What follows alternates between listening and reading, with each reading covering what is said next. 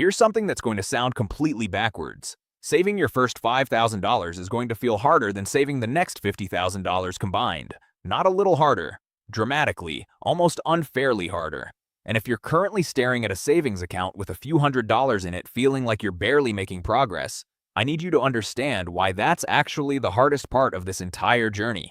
Once you understand the mechanics behind this, everything about how you save money is going to change.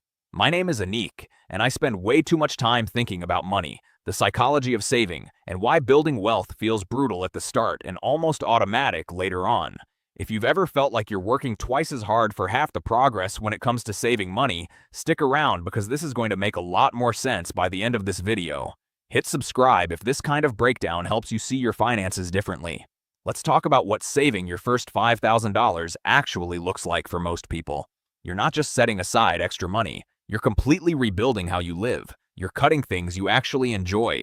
You're saying no to dinners with friends. You're driving the same car a little longer than you'd like. You're tracking every single dollar because every single dollar matters when you're starting from zero. And the worst part is the math feels insulting. You save $200 this month and your total goes from $800 to $1,000. It feels like nothing.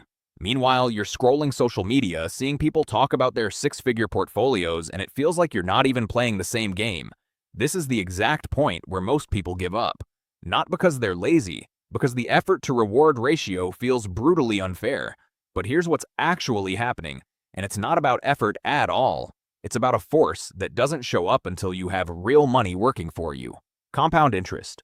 When you have $5,000 invested earning even a solid 8% annual return, that's $400 a year working for you, without you lifting a finger. When you have $50,000 invested at that same 8%, that's $4,000 a year showing up automatically. Same return rate, same effort, 10 times the result. This is why your first $5,000 feels like pushing a boulder uphill with your bare hands, and your next $50,000 feels like the boulder finally has its own momentum. You're not getting better at saving. The math is finally starting to help you instead of ignoring you completely. There's a concept in physics called inertia, and it applies almost perfectly here. An object at rest requires the most energy to get moving. Once it's moving, keeping it moving takes far less effort than starting from a dead stop. Your savings work exactly the same way. At $0, every bit of momentum has to come from you, your discipline, your sacrifice, your willpower fighting against every impulse purchase and social pressure around you. There's no outside force helping you. It's just you against your own habits, every single day. But here's where it gets interesting. Once you cross a certain threshold, your money itself becomes a second income stream. It starts contributing to your goal independently of your discipline. Research on financial well-being backs this up directly. A widely cited study from the Urban Institute found that households with even modest savings showed dramatically more financial resilience than those without, regardless of income level. The amount mattered less than simply having any money already working in the system. That's the threshold effect. It's not about getting smarter with money. It's about giving your money enough mass to start generating its own gravity. Let's get specific about why the first $5,000 demands so much more from you personally. At this stage, 100% of your progress comes from active income. You earn money, you choose not to spend it, you move it to savings. There is no shortcut. There is no investment return doing heavy lifting, because the amount is too small to generate meaningful returns yet. $5,000 earning 8% annually is roughly $400 a year, which sounds nice, but barely covers a few months of minor progress on its own. This means every single dollar of that first $5,000 has to come from a decision you made, a dinner you skipped, a subscription you canceled, extra hours you worked. There's no passive contribution helping you out. It's 100% you, fighting your own habits and impulses every single day with zero outside assistance. This is genuinely the hardest phase financially and psychologically, and almost nobody tells you that up front. They just say start saving like it's the same difficulty the entire way through. It's not. The beginning is the boss level. Now here's where things start changing in your favor. By the time you've crossed $20,000 to $30,000 invested, your money is generating real annual returns that start to rival what you're contributing yourself.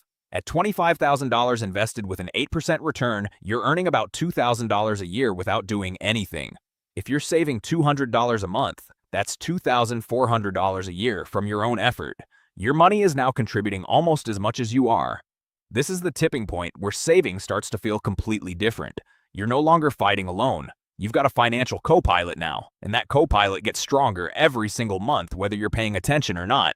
By the time you're approaching that next $50,000, a significant chunk of your progress is happening automatically through compound growth, not through additional sacrifice on your part.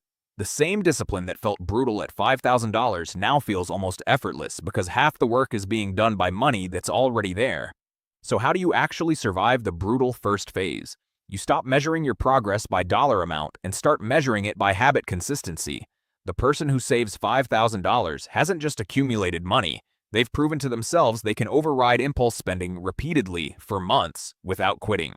That skill is worth more than the $5,000 itself, because that skill is what gets you to $50,000, then $100,000, then beyond. Most people quit during this phase because they're measuring the wrong thing. They look at their balance and feel like nothing is happening. But if you're consistently saving, even small amounts, you're building the exact mechanism that makes every dollar after this point dramatically easier to accumulate. The goal during this phase isn't to feel good about the number. It's to prove you're the type of person who follows through. Once that identity is locked in, the actual money starts taking care of itself. So if you're in that brutal early phase right now, staring at a small balance and wondering if any of this is even working, understand this. You're doing the hardest part of the entire wealth-building journey right now. It only gets easier from here, not because you'll suddenly develop superhuman discipline, but because your money is about to start helping you for the first time. Keep going. The boulder is about to start rolling on its own.